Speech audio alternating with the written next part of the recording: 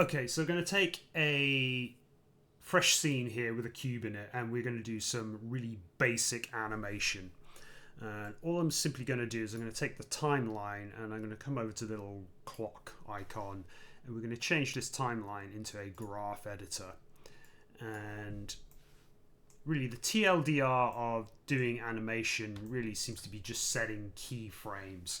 And in Blender 4.1, there's a couple of ways of doing this. We could just simply press I on the keyboard, and that'll set keyframes at our frame one here on the timeline. And you'll notice that all the location, rotation, and scale values here have gone yellow, indicating that there's a keyframe being set for them. Well, let's not do it that way, and we'll do it in a slightly more controlled way. So if you just do Control Z and undo that keyframe, and what we'll do instead is we'll press K on the keyboard, and now we get a menu where we can choose what we want to set keyframes for. So let's just set keyframes for location. Now if I scrub forward in my timeline to some point, let's go to frame 40 say, press K again whilst I'm in the 3D viewports. If I press K like that, we can set another keyframe for location like so. Now if I scrub back and forwards in the timeline, nothing's going to happen, right? So what I want to do is I want to be at some point past this set of keyframes here at frame 40.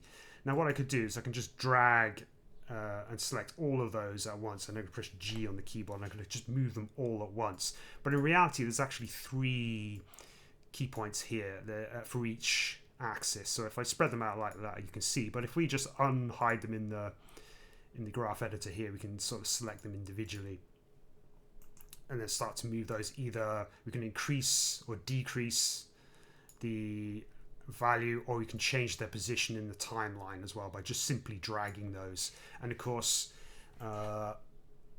if I say select the Y and we just maybe increase this value so it moves out a bit further like that, and we can scrub back and forth in the timeline, see it move. And obviously, if I go back to frame 1 now, press K, I could set keyframes for scale.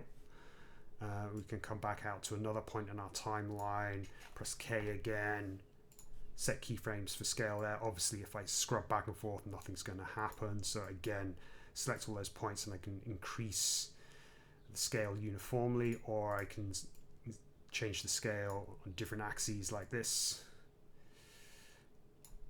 And of course, this will now just animate like so.